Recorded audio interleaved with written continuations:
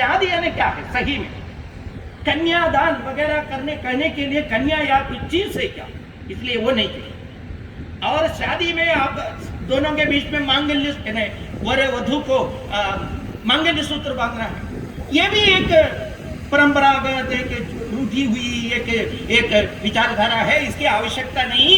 एक लाल माला, वो अगर अच्छे जीवंत पुष्प नहीं मिला है तो प्लास्टिक माला है तो भी चलेगा, दोनों में हार रखना। और मंत्र किंद्र वगैरह तो कोई अर्थ ही नहीं है, इसलिए वहां इनकलाब जिंदाबाद लेना है। और शादी में जो कुछ धार्मिक कहो आध्यात्मिक कहो वो कुछ हिस्सा थी, अंश है, ये सबको हटाया। उसके जगह पर मैंने बताया ना, साहित्य में भी क्या लाना है इन लोगों का विचार। साहित्य क्यों? साहित्य समूह के लिए है। समूह यानी वो भी एक अलग इंटरप्रिटेशन है उनका समूह, वो समूह के लिए होना चाहिए। शादी भी समूह के लिए होना चाहिए, इसलिए वहां मंत्र नहीं होना, माला नहीं होना, मंगल सूत्र नहीं होना। इस प्रकार से एक विशिष्ट विचार के जो मूर्तियों को हटाया उन्होंने समाज के मन से। मन शून्य हो गया है तो हाँ क्या होता है? नेचर अबोर्स ए वैनिटी और वैक्यूम, ऐसा एक नियम है। यानी प्रकृति शून्यता को सहन नहीं करते है। शून्यता अगर आ गया है तो कुछ भी चीज से वो भरेंगे। वो भरने के लिए अच्छी चीज नहीं मिलते हैं तो क्या करेंगे? वो बुरे चीज से वो भर जाते हैं। समाज के अंदर अच्छे विचार था, अच्छे साहित्य के कारण, अच्छे परंपराओं के कारण, इसको हटाने के समय अगर आप हटा सकते हैं, इसमें कोई आपत्ति नहीं। बहुत सारे लोगों ने हटाया है, श्री कृष्ण जी ने हटाया ना। श्री कृष्ण जी ने केवल वरुण पूजा को उन्होंने रोका। उन्होंने बताया किसको पूजा करना? पर्वत को पूजा करना, गोवर्धन को पूजा करें, वो वर्षा देते हैं, ऐसा श्री कृष्ण जी ने बताया। एक अच्छा विकल्प उन्होंने मन में रखा। ये लोगों ने विकल्प अच्छा नहीं रखा, इसके वजह से क्या हो गया? बुरा विचार उनके मन में आ गया। शादी के स्थान भी रागिंग का स्थान हो गया है। आपको आश्चर्य लगेगा, ये वामपंथी विचारधारा के शहरों में आजकल, गांवों में आजकल शादी के बीच में रागिंग होता है। रागिंग किसको?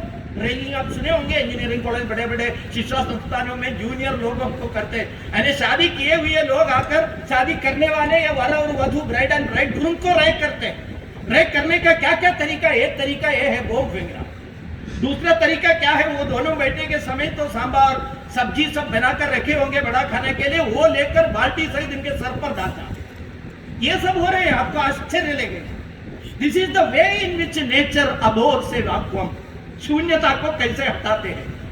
नीचे विचारों से, आत्महत्या टेंडेंसी से, आपस में लड़ने के एक साइकोलॉजिकल रीजंस भी आते हैं। इसलिए कला कला के लिए है, कला समाज के लिए। इस प्रकार का एक प्रकार से निरुपयोगी संवाद में हम नहीं पढ़ते, क्योंकि हमारा जो लक्ष्य उससे भी परे है। हमारा लक्ष्य क्या है? न व्यक्ति न समाज, ये मुक्ति के लिए है। सा कला या विमुक्त है।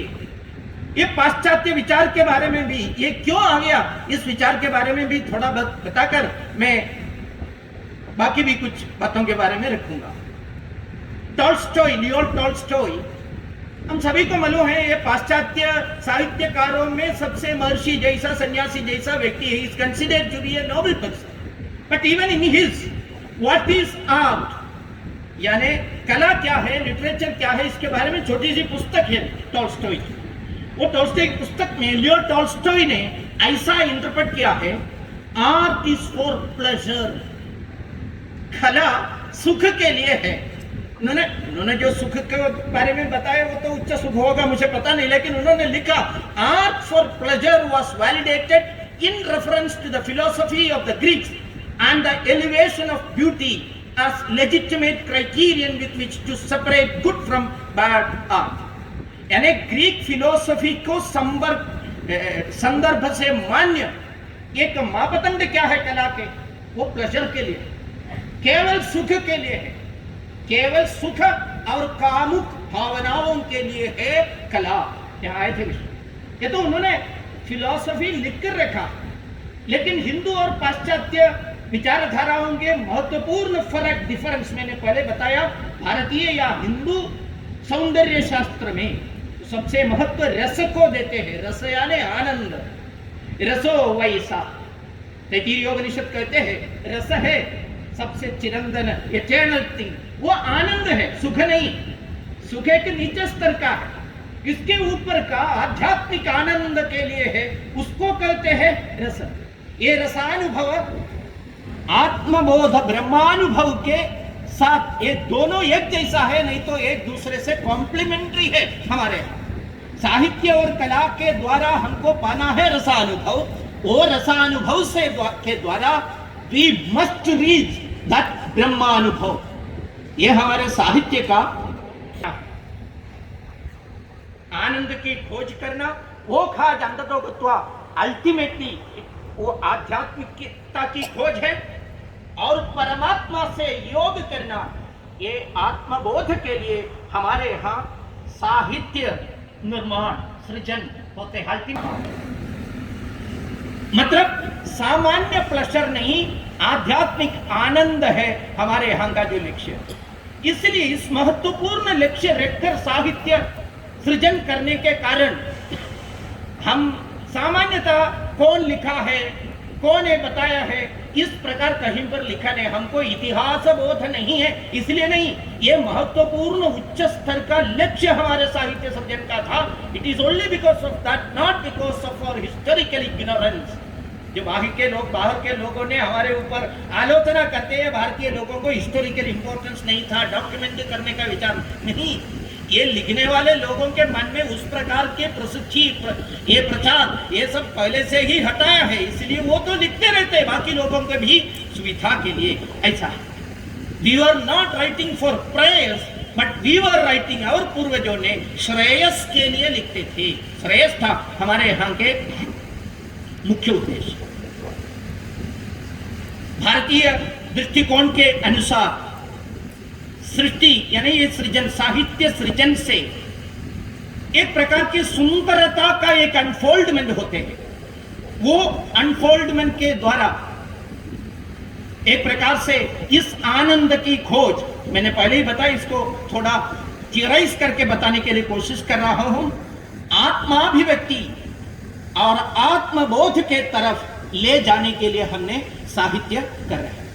ये तो महर्षि अरविंदो, आनंद कुमार स्वामी, रविंद्रनाथ टैगोर जैसे विचारकों ने आधुनिक काल में भी भारतीय साहित्य का महत्व के बारे में लिखने के समय, लेटर ऑन हमारे माननीय दत्तोपंत ठेंगड़ी जी भी कला और साहित्य के बारे में विचार दर्शन करने के समय ये ब्रह्मानुभव और रसानुभव के बात करते हैं। एक व्यक्ति के, मैंने 2-3 लोगों के बारे में बताया, केवल एक व्यक्ति के, समय की कमी के कारण एक व्यक्ति कैसे कला, ग्रेटनेस ऑफ लिटरेचर के बारे में बताया। लियो टॉल्स्टॉय एक ही महापतंत बताया, प्लेजर के लिए है, यानी सुख, सामान्य सुख के लिए है।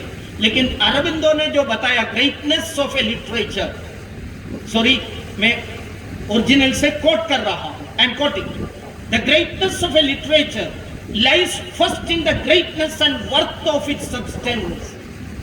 विषय वस्तु की महानता और मूल्य किसी भी विषय के ऊपर नहीं होना चाहिए, वो विषय वस्तु की महानता ये चाहिए। फिर क्या कहते हैं, the value of its thought, विचार के मूल्य दूसरा। तीसरा आते हैं the beauty of its forms, रचना के सुंदरता, यानी इसका स्ट्रक्चर का, किसी भी साहित्य, कहानी हो, कविता हो, इसका जो फॉर्म्स है, वो फॉर्म्स की सुंदरता। इसके साथ साथ वो कहते हैं but also in the degree of which satisfy the highest conditions of the art of speech, यानी वक्तृत्व के, कला के, बताने के, रचना के, केवल वक्तृत्व नहीं, रचना के, वो कला के जो हाईएस्ट कंडीशन, उच्च स्थिति। क्या है इसका उद्देश्य? Bring out and raise the soul and life, यह है महत्व। आत्मा और जीवन को ऊपर उठाने के लिए कैसा काम करते हैं, इसके आधार पर इसका ग्रेटनेस हम तय करते हैं।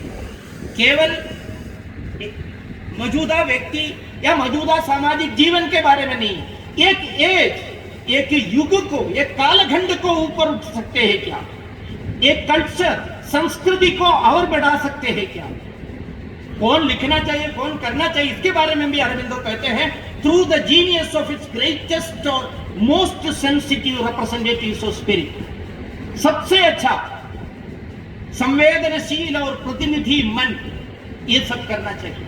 जीनियस, वो प्रतिभा ये करना चाहिए। वाल्मीकि ऐसा एक प्रतिभा थी, ग्रेटेस्ट सेंसिटिव पर्सनालिटी थी, इसलिए उन्होंने वो क्रौंच मिथुन के जो दुरंत को देखकर, कष्ट देकर, उनके अंदर से मां निषाद प्रतिष्ठा, ऐसा कविता श्लोक आ गया, वो श्लोक सबको मालूम है।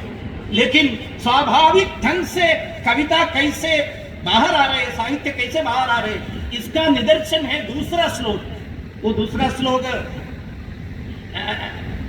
कितने लोगों ने याद किया है मुझे मालूम नहीं, रामायण के सिद्ध लोगों को मालूम होता है। वो कहते हैं, एक प्रकार से मेरे मुंह से निकले हुए ये कविता, मां निषाद प्रतिष्ठा मगम, ये श्लोक श्रुतिबद्ध रूप में, संगीतबद्ध तरीके से मेरे मुंह से निकले हुए ये शोकार्तस्य प्रवृत्तो में श्लोको भवतु नान्यथा, ऐसा उन्होंने उनका एक प्रकार का डाउट, शंका रखते हैं शिष्य भरद्वाज। इस प्रकार का स्वाभाविक कृति अगर बाहर आना चाहिए तो ग्रेटेस्ट और मोस्ट सेंसिटिव रिप्रेजेंटेटिव माइंड ये लिखने की आवश्यकता है। पहले ही बताया है, हमारे यहाँ के साहित्य का एक विशुद्ध परंपरा वेदोपनिषद से प्रारंभ होकर पुराणों से ऐसे आगे जाने का वो सभी साहित्य कृतियों का उद्देश्य वही था। एक प्रकार से अगर बताए है तो ये साहित्य कृतियों का भी उद्देश्य उत्तिष्ठता, जागृता, प्राप्य वरान्य बोधिता, वही जगाने के लिए और तैयार करने के लिए, लक्ष्य तक जाने बिना, पहुंचने बिना वापस ना आना चाहिए, उस प्रकार के प्रेरणा देने वाले ये साहित्य कृति हमारे यहाँ आए ढंग से